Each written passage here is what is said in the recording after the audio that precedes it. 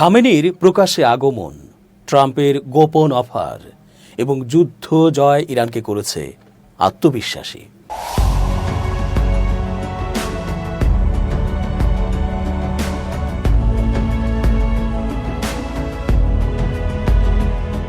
আসসালামু আলাইকুম প্রিয় দর্শক, আমন্ত্রণ আজকের আলোচনায়।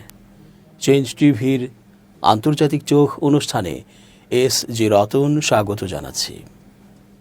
সবাই আশঙ্কা করে বলেছিল, তবে কি প্রকাশ্যে হুমকি অনুযায়ী ইসরায়েলের গোপন প্ল্যানে গোপনেই শেষ করে দেওয়া হয়েছে আলী খামেনিকে?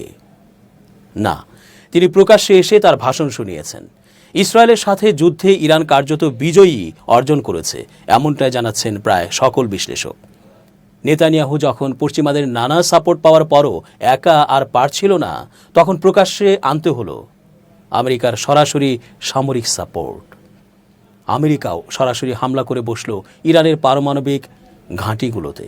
এরপরও বিজয় ছিনিয়ে নিতে পারেনি। বোঝাই যাচ্ছে এমন দিগ্বিজয়ী যুদ্ধে নিজেদের সম্মান কতটা উপরে উঠেছে। ফলে তারা জানাচ্ছেন তাদের আত্মবিশ্বাস ও ইমানি শক্তি আরও বেড়েছে।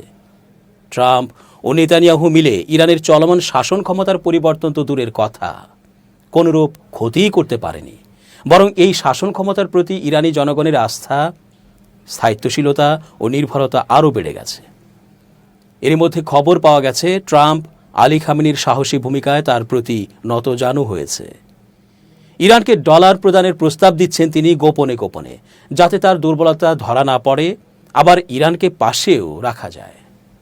বলা তো যায় না, ইরানের যে সমর্থন বেড়েছে বিশ্বব্যাপী এবং নানা অক্ষ ও শক্তিশালী পারমাণবিক জোট তৈরি হবার সম্ভাবনা প্রকট হয়েছে, তাতে আমেরিকার মোড়লগিরি খুব দ্রুতই পতনের দিকে ধাবিত হতে পারে।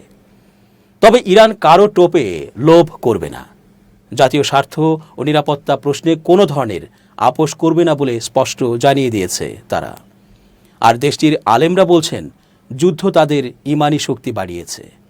সিএনএনের এক বিশেষ প্রতিবেদনে বৃহস্পতিবার ২৬ জুন এ তথ্য তুলে ধরা হয়।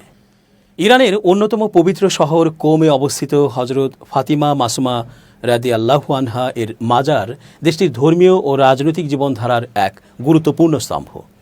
এটি ইরানের দ্বিতীয় সর্বোচ্চ পবিত্র স্থান হিসেবে বিবেচিত এবং এখান থেকে বহু ইসলামী মতবাদ ও আদর্শের জন্ম হয়, যা পরবর্তী সময়ে দেশের নীতি নির্ধারণে প্রভাব ফেলে।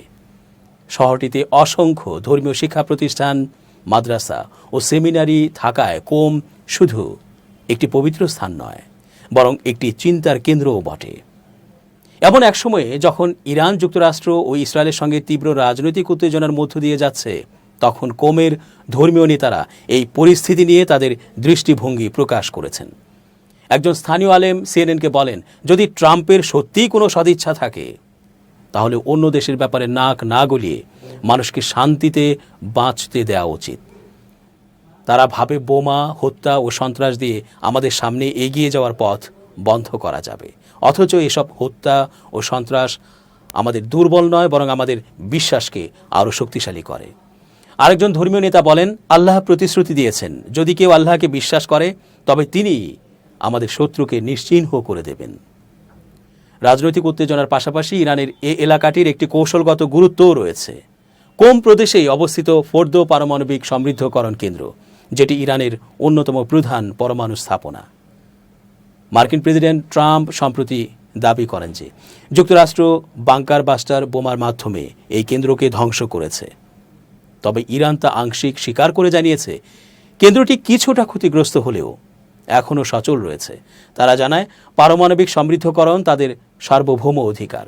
কোনো হুমকি, নিষেধাজ্ঞা বা হামলা তাদের সেই পথ থেকে ফেরাতে পারবে না। সম্প্রতি ইসরায়েল ও ইরানের মধ্যকার ১২ দিনের যুদ্ধের সময় ইরানের সর্বোচ্চ নেতা আয়াতুল্লাহ আলী খামেনিকে হত্যার পরিকল্পনা করেছিল ইসরায়েল।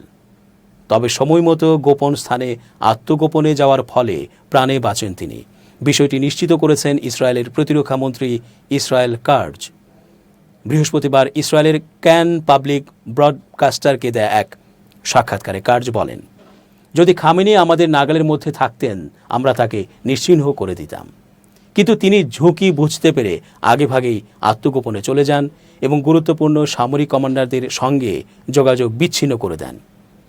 ফলে তাকে টার্গেট করা আর সম্ভব হয়নি। 13 জুন শুরু হওয়া এই যুদ্ধে ইসরায়েল একাধিক ইরানি শীর্ষ সামরিক কর্মকর্তা ও পারমাণবিক বিজ্ঞানীকে হত্যা করে। যুদ্ধ চলাকালে ইসরায়েলের প্রধানমন্ত্রী বেনিয়ামিন নেতানিয়াহু ও যুক্তরাষ্ট্রের প্রেসিডেন্ট ডোনাল্ড ট্রাম্প খামেনির জীবনের ঝুঁকির ইঙ্গিত দিয়েছিলেন, যা ইরানের শাসন ব্যবস্থার পরিবর্তনের আভাস হিসেবেও দেখা হয়। শেষ পর্যন্ত যুক্তরাষ্ট্রের মধ্যস্থতায় গত মঙ্গলবার যুদ্ধবিরতি কার্যকর হয়। প্রায় এক সপ্তাহ পর বৃহস্পতিবার ইরানি রাষ্ট্রীয় টেলিভিশনে প্রচারিত একটি ভিডিও বার্তায় প্রথমবারের মতো প্রকাশ্যে আসেন ৮৬ বছর বয়সী আয়াতুল্লাহ আলী খামেনি। ক্লান্ত ও কণ্ঠস্বর ভারী হলেও তার বক্তব্য ছিল আগ্রাসী। খামেনি বলেন, আমরা কাতারে অবস্থিত একটি মার্কিন সামরিক ঘাঁটিতে ক্ষেপণাস্ত্র হামলা চালিয়ে আমেরিকার মুখে চপেটাঘাত দিয়েছি। যদি আরও উস্কানি দেওয়া হয় তবে আমরা পাল্টা প্রতিশোধ নিতে দ্বিধা করব না। তবে তিনি ইসরায়েল ও যুক্তরাষ্ট্রের যৌথ হামলায় ক্ষতিগ্রস্ত ইরানের পারমাণবিক স্থাপনাগুলো সম্পর্কে সরাসরি কিছু বলেননি। যুক্তরাষ্ট্রের প্রেসিডেন্ট ট্রাম্পের পারমাণবিক কার্যক্রম সম্পূর্ণ ধ্বংস হয়েছে এমন মন্তব্যকেও খামেনি গুরুত্বহীন ও অকার্যকর বলে উড়িয়ে দেন। ইরানের সঙ্গে সমঝোতায় গোপনে কূটনৈতিক প্রচেষ্টা চালাচ্ছে যুক্তরাষ্ট্র। ইরানকে আলোচনার টেবিলে ফিরিয়ে আনা এবং মার্কিনদের কথা মতো চালাতে ডোনাল্ড ট্রাম্প প্রশাসন নানাভাবে চেষ্টা করছে। এ বিষয়ে 4টি সূত্র সিএনএনকে গুরুত্বপূর্ণ তথ্য জানিয়েছে। সূত্র মতে, ট্রাম্প প্রশাসন ইরানকে বেসামরিক শক্তি উৎপাদনকারী পারমাণবিক কর্মসূচি গড়ে তুলতে সহায়তা করার জন্য $30 বিলিয়ন পর্যন্ত অর্থ প্রদান, নিষেধাজ্ঞা শিথিল করা এবং বিশ্বব্যাপী ইরানের ফ্রিজ হওয়া তহবিলের $1 বিলিয়ন মুক্ত করার বিষয়ে আলোচনা হয়েছে। আর এসবই করা হচ্ছে অত্যন্ত গোপনে। যুক্তরাষ্ট্র ও মধ্যপ্রাচ্যের মূল খেলোয়াড়রা গত 2 সপ্তাহে ইরান ও ইসরায়েলের সামরিক হামলার মধ্যেও পর্দার আড়ালে ইরানিদের সঙ্গে কথা বলেছে। যুদ্ধবিরতি চুক্তির পর এই সপ্তাহেও আলোচনা অব্যাহত রয়েছে। ট্রাম্প প্রশাসনের কর্মকর্তারা জোর দিয়ে বলেছেন, বেশ কয়েকটি প্রস্তাব উত্থাপিত হয়েছে। এগুলো প্রাথমিক ও ক্রমবর্ধমান। তবে একটি অআলোচনাযোগ্য শর্ত বহাল রয়েছে। তা হল ইরানের ইউরেনিয়াম সমৃদ্ধকরণ শূন্য হতে হবে।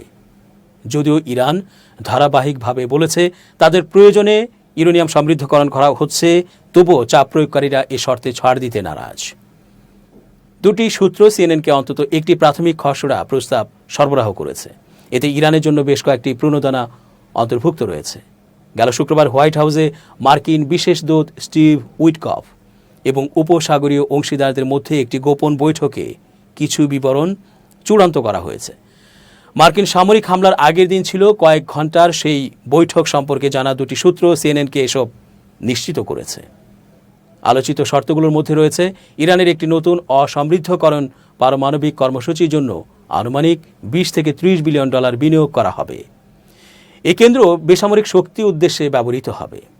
ট্রাম্প প্রশাসনের কর্মকর্তারা এবং প্রস্তাব সম্পর্কে জানা সূত্রগুলো সিএনএনকে জানিয়েছে, অর্থ সরাসরি যুক্তরাষ্ট্র থেকে আসবে না, বরং আরব অংশীদাররা এই বিল পরিশোধ করার পথ খুঁজছেন। ইরানের পারমাণবিক শক্তি সুবিধাগুলোতে বিনিয়োগের বিষয়টি সাম্প্রতিক মাসগুলোতে পারমাণবিক আলোচনার পূর্ববর্তী রাউন্ডগুলোতেও আলোচিত হয়েছে। ট্রাম্প প্রশাসনের একজন কর্মকর্তা সিএনএনকে বলেছেন, যুক্তরাষ্ট্র এই আলোচনাগুলোর নেতৃত্ব দিতে ইচ্ছুক। পারমাণবিক কর্মসূচি গড়ে তুলতে কারো না কারো অর্থ প্রদান করতে হবে, তবে আমরা সেই প্রতিশ্রুতি দেব না। অন্যান্য প্রণোদনার মধ্যে রয়েছে ইরানের উপর থেকে কিছু নিষেধাজ্ঞা অপসারণের সম্ভাবনা এবং ইরানকে $6 বিলিয়ন ফ্রিজ সম্পদ ব্যবহার করতে দেয়া, যা বর্তমানে বিদেশি ব্যাংক অ্যাকাউন্টে রয়েছে এবং তারা বহু বছর তা অবাধে ব্যবহার করতে পারছে না। সূত্র সিএনএনকে বলেছে, বিভিন্ন মানুষের দ্বারা অনেক ধারণা উত্থাপিত হচ্ছে এবং তাদের অনেকেই সৃজনশীল হওয়ার চেষ্টা করছে। এখানে কি ঘটবে তা সম্পূর্ণরূপে অনিশ্চিত। ইসরায়েলি ও মার্কিন হামলার আগে যুক্তরাষ্ট্র এবং ইরানের মধ্যে প্রথম 5 রাউন্ডের আলোচনা সম্পর্কে জানা একটি পৃথক সূত্র একই তথ্য দিয়েছে। উইটকফ বুধবার সিএনবিসিকে বলেন, যুক্তরাষ্ট্র একটি শান্তি চুক্তি চায়। সব প্রস্তাব ইরানকে পারমাণবিক অস্ত্র প্রাপ্তি থেকে বিরত রাখার জন্য নকশা করা হয়েছে। যুক্তরাষ্ট্র বলেছে, ইরান শান্তিপূর্ণ বেসামরিক উদ্দেশ্যে পারমাণবিক কর্মসূচি চালু রাখতে পারে, তবে সেই কর্মসূচির জন্য ইউরেনিয়াম সমৃদ্ধ করতে পারবে না। পরিবর্তে ইরান সমৃদ্ধ ইউরেনিয়াম স্বল্প মাত্রায় আমদানি করতে পারবে। কতটুকু খরচ হচ্ছে তা পর্যবেক্ষকদের নিয়মিত জানাতে হবে, উইটকফ বলেন। এখন ইরানের সঙ্গে আলোচনা হওয়াটাই স্বাভাবিক। আমরা কিভাবে ইরানকে উন্নত বেসামরিক পারমাণবিক কর্মসূচি চালু রাখার সুযোগ দেব, সেটিই মুখ্য। দর্শক, আজ এ পর্যন্তই। শুভকামনা। changeTV.press, এক ফোঁটা হলুদও নেই।